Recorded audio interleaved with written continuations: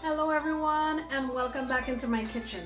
So since today is St. Patrick's Day, I decided I'm going to make a Caribbean version of corned beef and cabbage. Come on, let me show you how to do this. Alright, so here are our ingredients. This is my corned beef. It's not the kind that most Americans would think I'm talking about. I'm talking about the canned corned beef. Okay? So that's what we're going to use today. I have 1 can of that.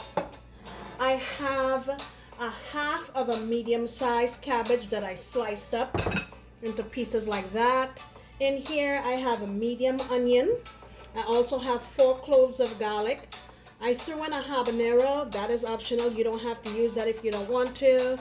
I'm putting in, I like these mini bell peppers. I'm putting in some red ones for a pop of color. And you know me, I always use thyme. We're gonna use some black pepper and chicken bouillon, but we'll be easy on this because the corned beef has a tendency to be pretty salty.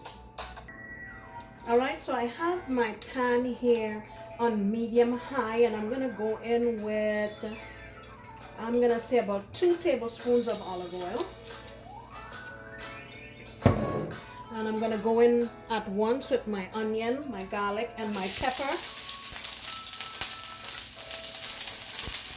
And I'm going to continue with this on low because I don't want my garlic to burn.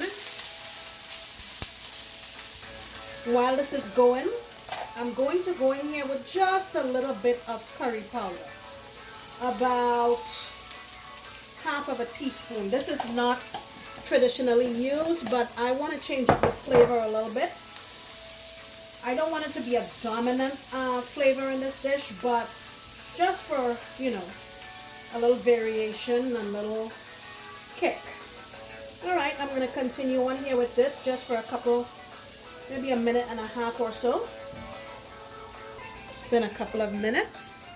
So let me go in here now with my cabbage. And my peppers, my bell peppers.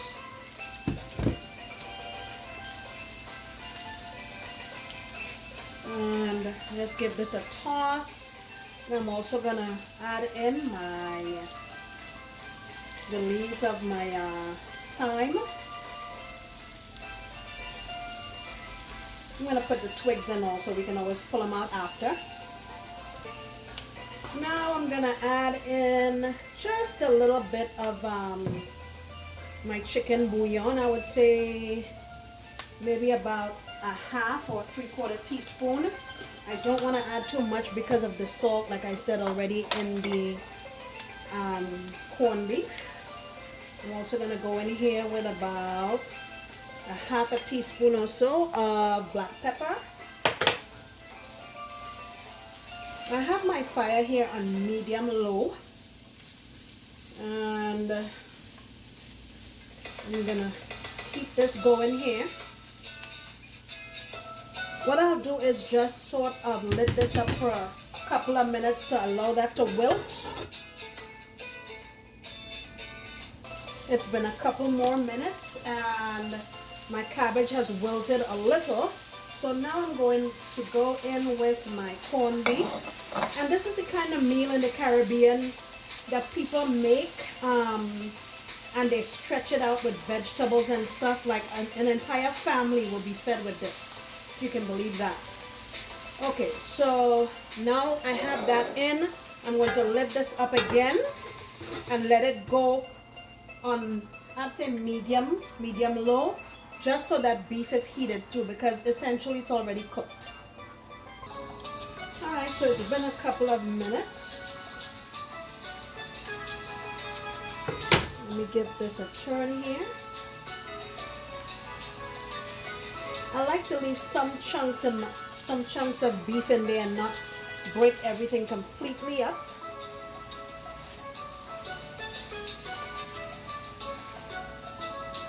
Look at that. Seriously. And what I'm going to also do is finish with some cilantro and some green onion for a pop of color. And I'll plate this up so you can see. Alright, so here is my rendition of corned beef and cabbage. Usually this is served with white rice. You can eat it with roti, anything you want. Let me bring it closer so you can see.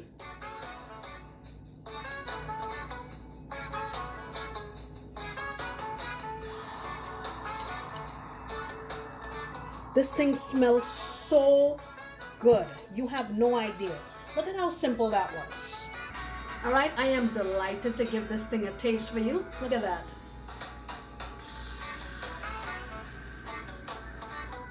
And while this is definitely not an Irish dish, I think the Irish will agree that this is delicious. So let's give this a shot. Try to get a little bit of everything.